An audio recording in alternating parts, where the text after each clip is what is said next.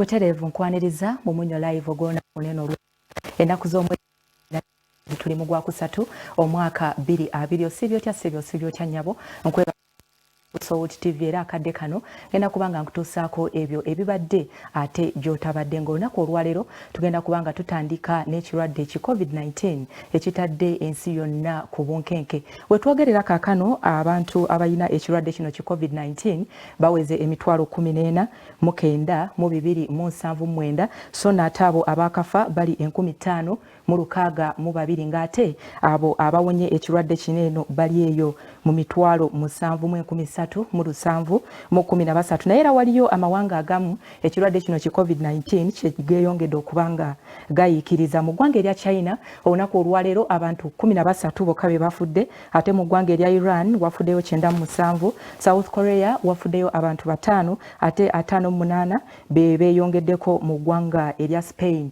Okutwaliza awamu Ministry y'ebyobulamu eriko byetu okukola okulaba nti tutangira ekirwadde kino naye bibadde bikyali bwe bityo mu kulaba eseza obudde olunaku olwaleero ku kanisa ya House of Prayer Ministries International Omusumba Lozias Bujingo akunze abakkiriza okwegayirira Mukama Katonda okusobozesa abo abakyatakula emitwe okunoonya eddagala ly'ekirwadde kino okulaba nga balituukako. Si ekyo kyokka ku lunaku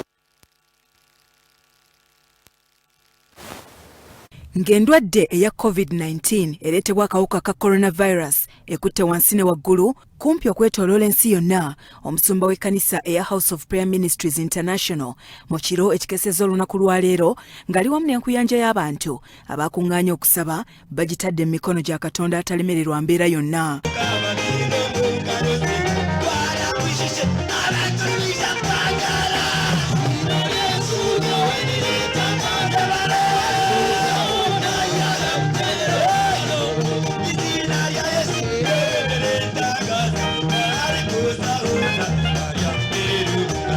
Muno omusumba Lozias Bujingo mwasinzidde n'asaba Katonda endwadde enefunirwe eddagala mu bunnambiro kuba bukyerangirirwa nti ebaluseewo mu ggwanga lya China abakugu batakula emitwe okufuna eddagala lyayo kyokka tewali kyali kivuddeyo.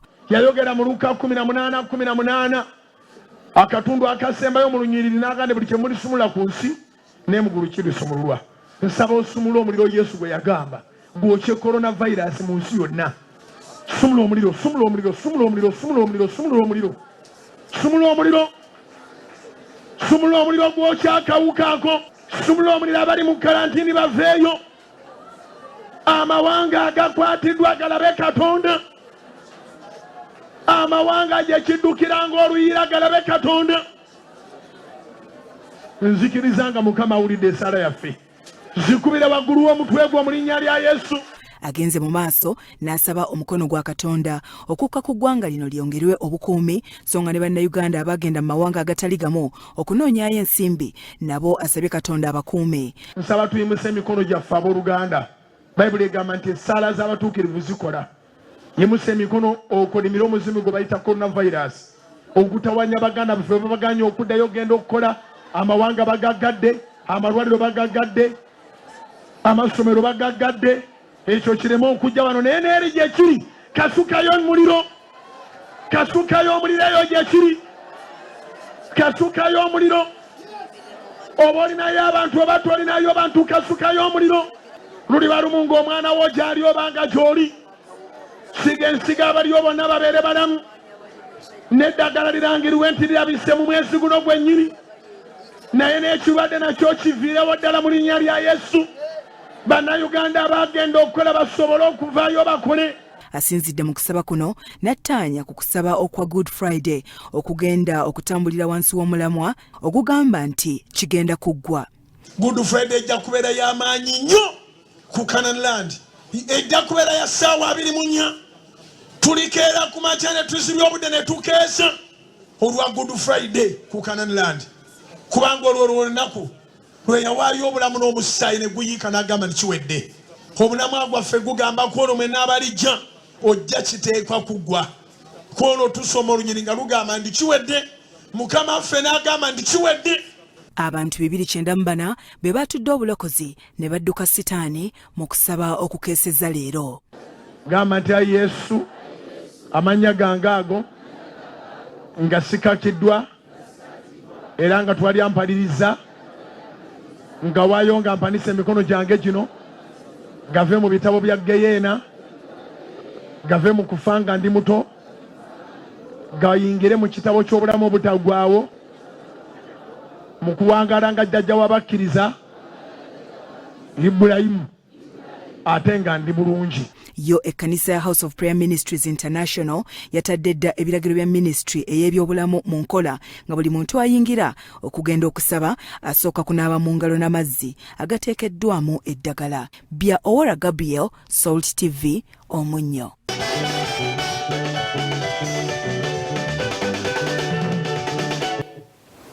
Abasabi abegayirize temukoowa olunaku olwaleero okwetooloola ensi yonna omugate gw'abalwadde guli 388.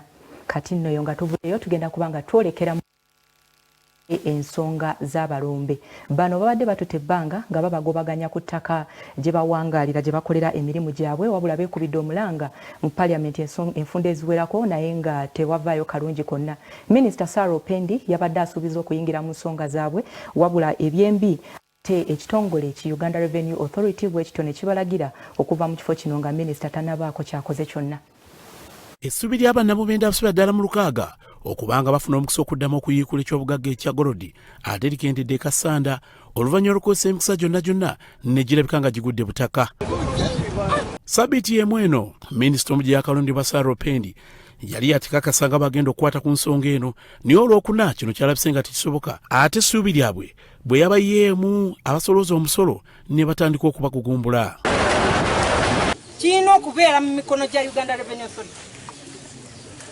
So ne Uganda Revenue Authority nga tutuula wiikendi eddako tugenda kutuula nabo byonna tubimale. So tujja kulaba oba tunaamala wiiki emu oba nnaku 3 kijja kusinziira ku ngeri ki gye tunaateesezamu. Tubadde tusaba kubanga bintu bino byolaba okubyanika twagala musana bikale tubikubise twoze tukole kikobadde tuwadde ekiseera ekitono. Tubadde tusaba mu buntu otwe waakiri nga wiiki 3. Omukiise akiikirira ekitundu kya sayidi eno Dr. Michael Bukenya essuubi yabadde atadde minisita Sarah Opendi naye ku bifundikidde kirabise nga kino tekisoboke. Suubira nti nno minisita ajja kukwatibwa ekisa alabe nti ekisooka bannayuganda bangi tebalina mirimu.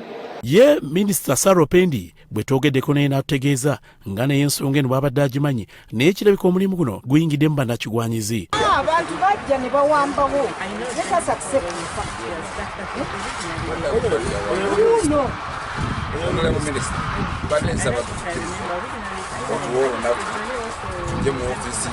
Kati olunaku terujja kunyamba nazze wano okulaba amazima g'olabye ogafuneko tegalita kugwayo nga tuyimiridde wano batuwa obuteri.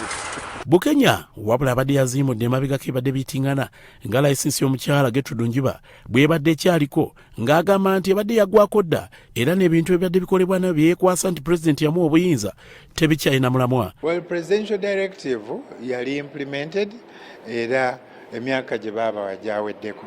So ndowooza pulezidenti bamuwayiriza, so tusuubira ako beekutte ku busubi.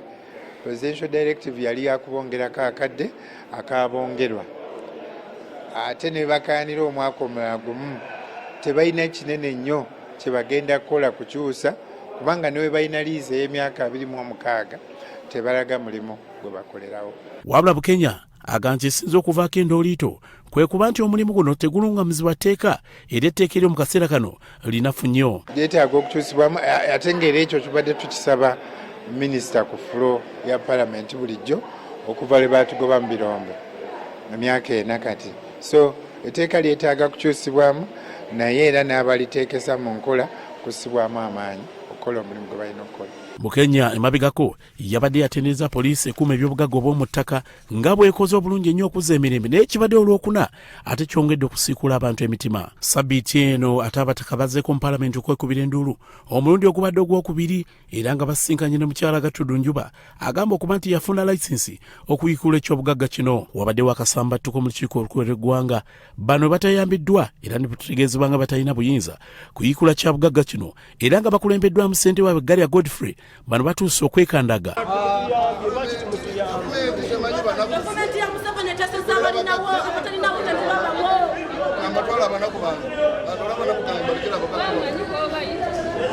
Russell TV eggulo lusakiddwa Emmanuel Sebadduka, Grace Egirinya ne Lyassa Jabbi Omunyo.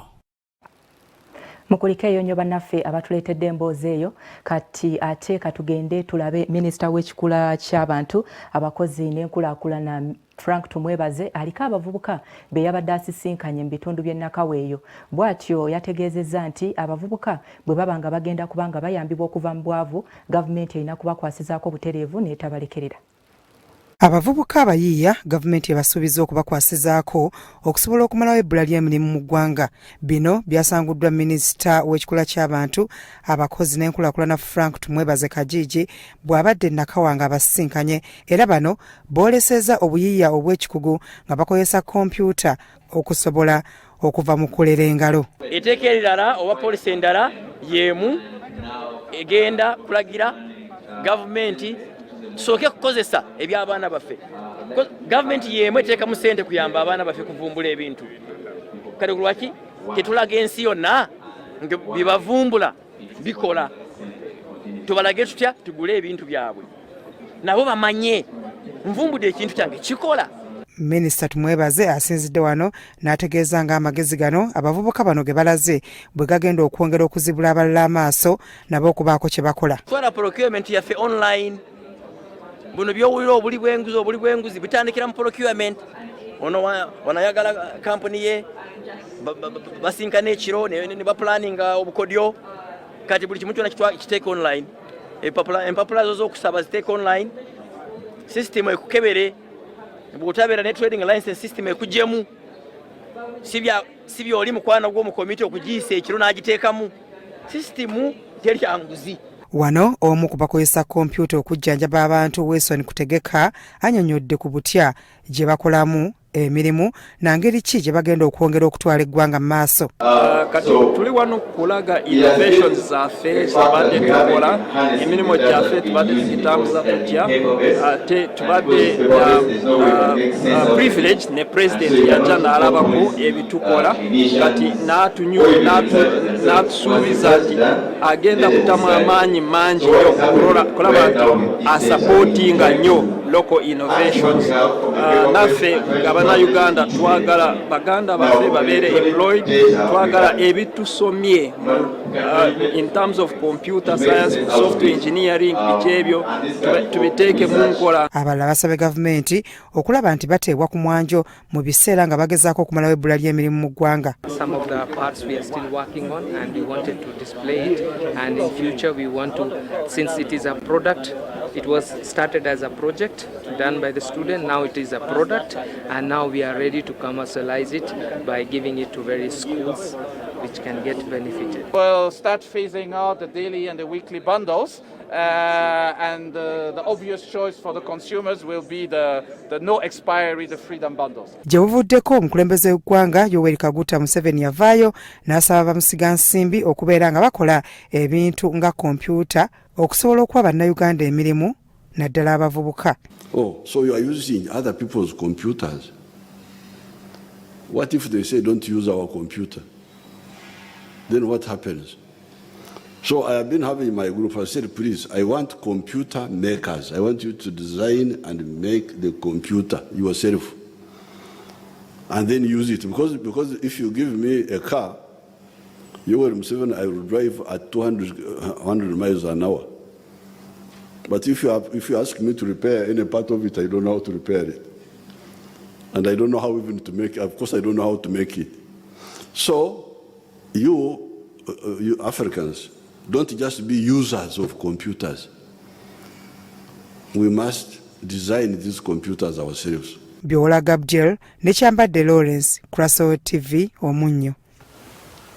Omunyo live bukyagenda ddala mu maaso tweyongera kakati wano wetwolekedde emboozi ya nnaku. Waliwo munnansi w'eggwanga lya Buyindi eyatomeddwa mu bitundu by'e Kawande eyo. Poliisi okuva e Kawempe yatuuse n'eggyawo omulambo bw'etyo n'egwolekeza mu ggwanika ekkulu mu ddwaliro ery'e Mulago, wabula bannansi banne balumbye eggwanika nga bagamba nti babadde beetaaga omulambo bo bagende bagwoke nga bwe kali akalombolombo. Abantu mu bitundu eby'Ekawanda bakeeredde mu ntiisa.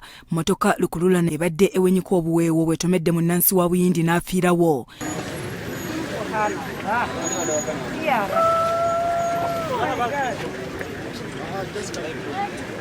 Afudde amannya ge tegategeerekese wabula nga kigambibwa nti abadde musigansimbi yatandika amakolero mu bitundu eby'Ekawanda ne Matugga. Okusinziira ku beerabiddeko n'agaabwe bagamba nti omugoba wa Fuso abadde adduka nnyo. Bano basabye gavumenti ebateera obufunvu wakati mu luguudo luno bakendeeze ku misinde abagoba b'ebidduka gye baddukirako kisobozese n'okusala ku bubenje obugwa mu kitundu kyabwe Ntakera. Naye kivudde ku sipiidi n'okwagala okukola okuyingira amangu olwa bizinensi yaabwe. Naye kyensaba kiri ekintu kimu nti kitege oluguudo luno lwetaagako amps. Abadde yakayita abala ne banga nti maama nti omuyindi afudde. Tumanyi bayiga waliwo omuyindi ali awo ali mu Sati ya Square. Mbadde manyi yasoose okufa kuba gwe abadde naye oli yabadde akulembedde.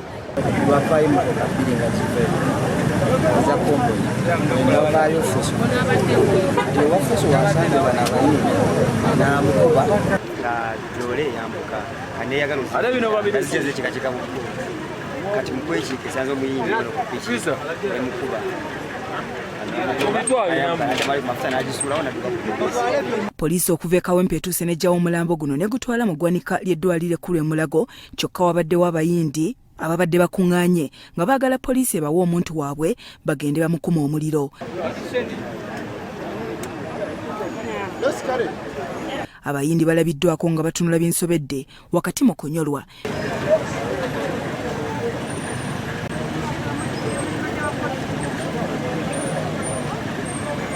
Bya Lawrence Kyambadde, Salt TV, Omunnyo. Kulekayo Lawrence Kyambadde. Kati twolekedde ebitundu by'e Kawempe Lugoba. Eyo ye wali omukyala abadde ng'akyusakyusa amannya abamu bamumanyi nga Nannozi Rachel so nno oluusi yeeyita Nannyanzi Hamida. Kakati waliwo ebigambibwa nti ayina gwe yakakkanako n'amufera obukadde 44 bulambirira. Polisi y'e Katwe ekutte omukyala Nannozi Rachel omutuuze w'e Kawempe Lugoba ng'ono oluusi yeeyita Nannyanzi Hamida ku bigamba nti waliwo omusajja gwe yafiira obukadde 44 oluvannyuma lw'okukkiriziganya okutunda poloti mu bitundu by'e Namagoma.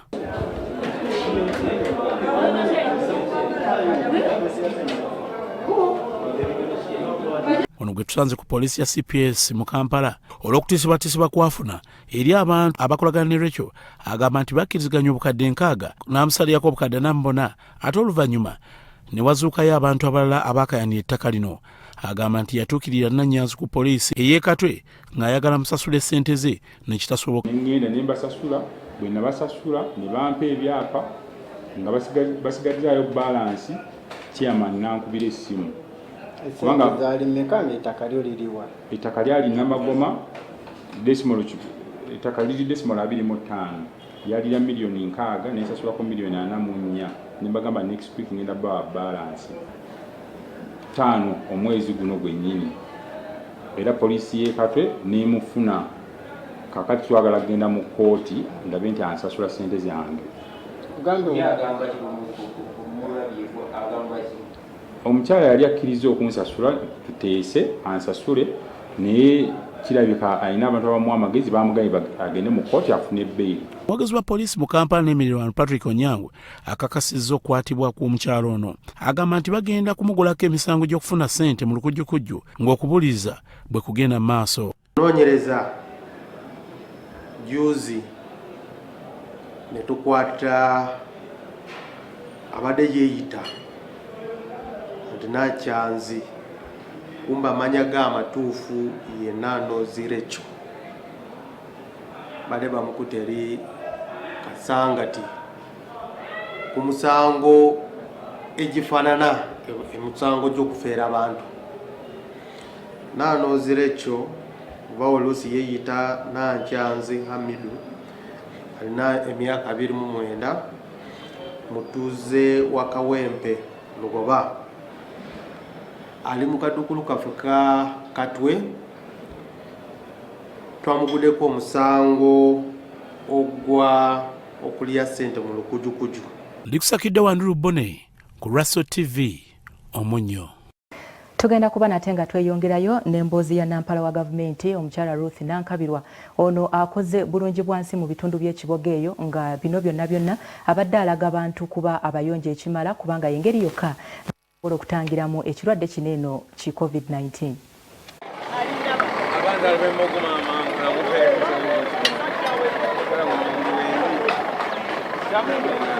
Obuyonjo bwe buba bunaatuyamba ne butuwonya endwadde Uganda esituke Kiboga eraze ettaala nti kisoboka okuyonja buli district esitukiremu eyonje ebibuga mu district eyo KCCA mwebala okuyonja kubanga okuyonja is part and parcel of your work muyonja buli lunaku kati ogaddewoko dakiika kitundu kya lunaku naye ekirwadde nga kyazze sibabulidde amasomero agagaddewo amasomero gaggalawo ate amaduuka ne gakola weewuunye bakoze sitooko efaanana etya ey'emmere abaana baffe baali China abasukka mu 7 mwalaba mu palamenti nga bankunya lwaki temubakomyawo Kenya yakomezzaawo abaayo tugamba ffe tetukoppa bukopi ffe byaffe tubikola scientifically okusitula abaana 7 bajje mu kuwani eyo province erimu ekirwadde nti obaleete wakiri mu bakonfiningire mu Uganda bw'omanyi ky'oba oleese mwakitegedde Kenya waliyo victim ayinza okuba nga victim oyo yaleetebwa be bajje China ne baliyingiza mu Kenya si lwakuba abaana ba Uganda twali tetubaagala no naye twagamba leka tubalabiririre eyo ow'Ebola tebakukkiriza na kumuziika gwe bakugu be bamuzinga ng'ate nabo beesabise n'owa coronavirus bwe kityo ne bw'ogamba nti ono ye yasikira jjajjange ono ye yasikira kitange ono taata wange daddala nteekwa okumuyisaako akagogo mu maaso tebasobola kukkiriza. Ekibuga kati kikyuse nnyo olw'omulimu ogukoleddwa olunaku lw'olwaleero naye wabaddewo obukyafu ebintu nga bisuuliddwawo ebipiira eby'emmotoka bikajjo egimu mifaliso egyavunda n'ebintu ebirala bisubi nga byonna byetaaga kulongoosa bibokisi ebivunze ebireeta emisujja gy'ensiri kale gwe mulimu gwe tubaddemu olwaleero okulaba nga tuyonja ekibuga kyaffe olw'ensonga eziwerako ekisookera ddala ekifo bwe kibeera obukiyonjo weewala endwadde ezisaasaanyizibwa obukyafu naye n'ekirala ekibuga bwe kibeera nga kiyonjo kiba kiweesa ekitundu kyaffe ekitiibwa ekifo nga kiyonjo ne bwegabera mayumba nga wasulibwa nga abantu we basula nga balaga bbeeyi okusinga amayumba agali mu bukyafu ekifo omanyi olwaleero lubadde lunaku lwa bulungi bwansi ate nga mu mbeera zonna ffe ng'abavubuka abato ffe tulina amaanyi okusobola okubeera nga tulongoosa era tusazeewo ne tukwataganira wamu okubeera nga tulongoosa ekibuga kyaffe Kiboga. Kino ekibuga twetaaga we tunatwalira obuyinza tukisange nga kirongoofu nga kiteredde era tukitambuze mu maaso n'abalijja bwe balikitandikira bafunewo olunaku lwe bagamba nti luno olunaku lwe tuteekwa okuba nga tulongoosa ffenna ne bano abakulembeze kye tuteekwa okubakubiriza bakubiriza abantu basobole okubeera nga beeyonja kati tuyina endwadde zino ze mulaba ezizze naye ezisinga zonna zisibuka ku bujama era bw'onooba nga oli mujama tosobola kubeera nga owona bulwadde buno n'olwekyo twagala n'abavubuka bano okubeera nga tubayigiriza basobole okubeera nga beekolamu omulimu nabo batandike okubeera nga bayonja.